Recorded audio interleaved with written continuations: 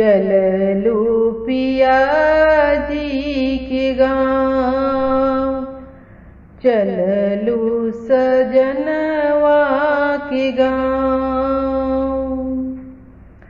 छोड़ी के अपन नाई हरवाए बेटी, चललू पिया जी के गाँव, चललू सजनवा के गाँव। रोवेली मामी हो रोवेल पापा, रोवेल भैया तुहार। कुलवा के लजिया बचई होए बेटी, अपना पिया जी के गाँव, अपना सजनवा के गाँव।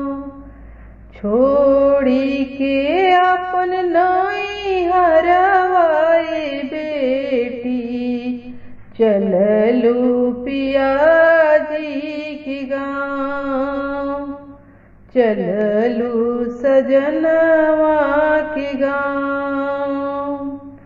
रोवेल रुखवा हो रोवेल वृक्षवा, पतरा झरा झर जाए।